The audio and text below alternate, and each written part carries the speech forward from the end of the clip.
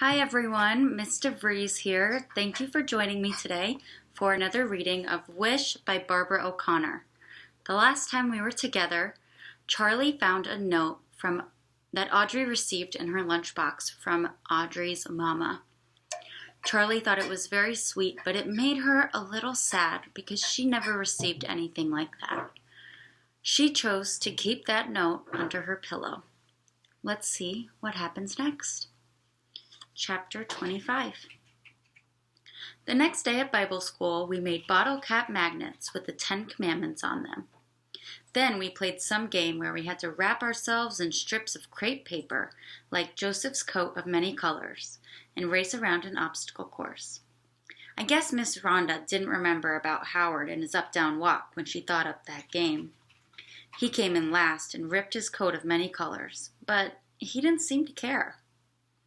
At lunch, we sat in the shade and took out our lunch boxes. Howard was helping Miss Rhonda gather up all the crepe paper strips, so I plopped myself down next to Audrey. "Hey," I said. "Hey," Audrey said, and then she scooted closer to a girl named Lainey who had scabs all over her legs.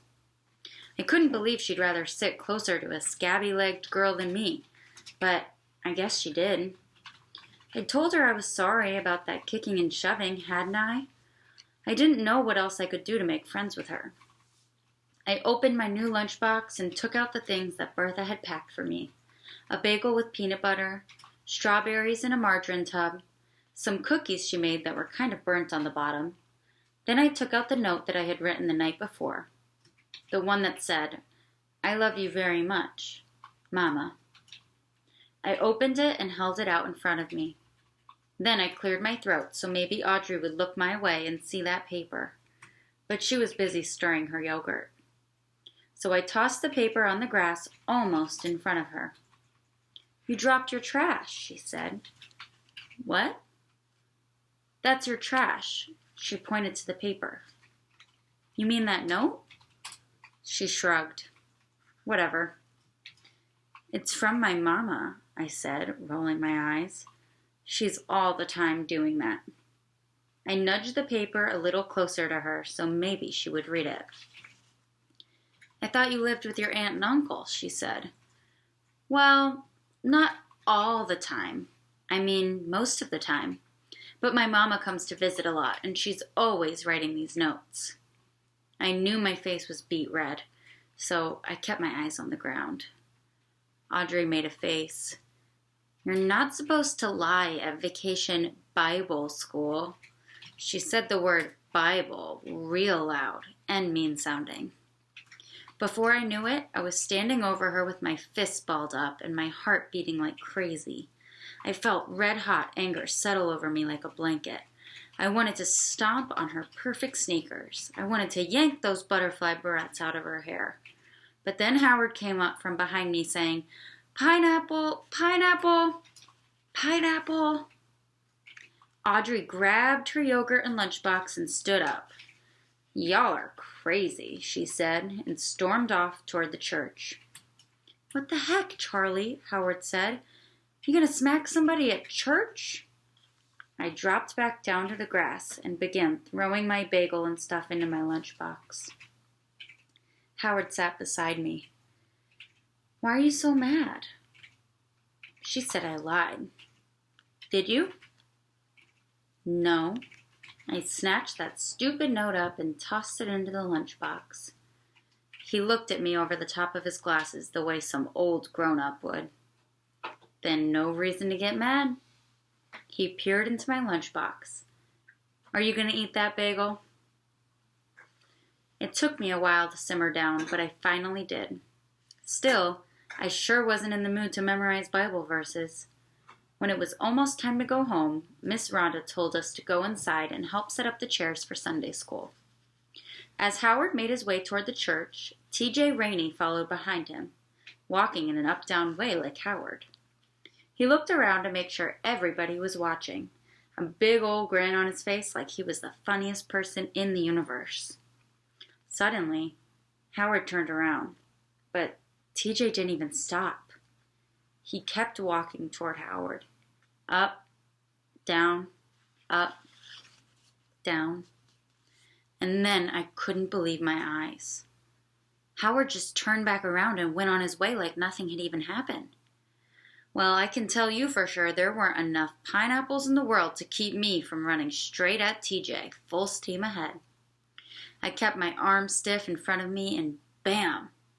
I shoved him so hard his head snapped back and he crashed face first into the dirt. I confess I was more than a little surprised when he got right up and shoved me back, knocking me to the ground.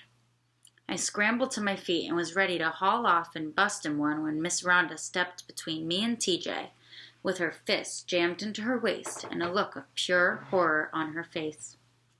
"Stop it right now," she hollered. "That is not Bible school behavior." So that's how I ended up sitting on a church pew with TJ Rainey, listening to Miss Rhonda talk about forgiveness and kindness and goodness and grace and all that stuff.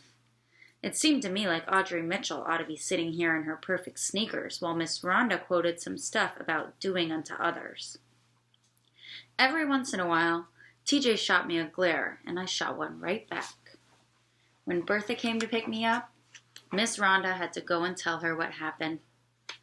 Bertha nodded and said, "Oh dear," and "Yes, ma'am," and "I will." And then we rode home in silence. Mama would have been hollering at me, asking me what in the world was wrong with me, and can't I go one darn day without causing trouble. But not Bertha. She reached over and patted my knee and said, "You are a good friend to Howard, Charlie." When we got home, me and Wishbone went out front and sat in the shade of the dogwood tree. The air was still and hot, the red dirt yard dry and dusty. Bertha's nasturtiums by the front door spilled over the sides of the flower pots and drooped onto the ground. The sprinkler sputtered in circles out in the garden, leaving glistening drops of water dripping off the okra and settling into little pools inside the yellow flowers of the cucumber plants. When I'd first gotten to Colby, most of that garden had just been rows of tiny green plants poking out of the ground. But now, plump red tomatoes grew fatter every day. Yellow flowers turned into bright green zucchini, and pole beans hung in clusters from vines that snaked up twine to form leafy teepees. A blue jay landed in the yard near us, and Wishbone's ears perked up. He cocked his head and watched that bird hop in and out of the marigolds along the fence. I put my arm around him and rubbed his long, velvety ears between my fingers. He licked my face, his tail swishing back and forth on the dusty ground. "I swear that dog loves you to pieces," Bertha kept telling me. And I do believe it was true. He'd gotten to where he wouldn't let me out of his sight, following me around from room to room, laying by my chair at the kitchen table, sleeping with his head on my feet out on the porch. I didn't even need to keep him on a leash out in the yard anymore. He stayed right by my side wherever I went. He might trot over to sniff a shrub or snap at the bumblebees on the clover by the porch, but he always glanced back to make sure I was still there. And every time he did that, I loved him more. After a while, Bertha came outside and brought us saltine crackers with peanut butter. She let Wishbone eat one right off her hand and didn't even care when he slobbered on her. Then, out of the clear blue, she said, "Charlie, I really admire you for sticking up for Howard like you did today." Admired me? Well, that was a first. I was pretty sure nobody on earth had ever admired me before. "You do?" I said. She nodded. "I do." And so we sat out there in the shade of the dogwood while the sun beat down on the yard. Bertha told me a story about when she and Mama were little girls and went to a lake one summer. Carla had never been in water deeper than a bathtub in her life, Bertha said. So when she fell off the dock into that murky water, everybody went crazy. But I swear, she popped right up like a cork without so much as a sputter. Then she just floated on her back, staring up at the sky, while everybody ran up and down the dock, hollering and carrying on, and my Uncle Jared jumped in after her and ruined his brand new wristwatch. Bertha chuckled and swatted at gnats that were hovering over Wishbone as he slept. "That girl was a walking wonder sometimes," she said. Of course, I couldn't help but ask myself how a woman who can't get out of bed and get her feet on the ground could be a walking wonder.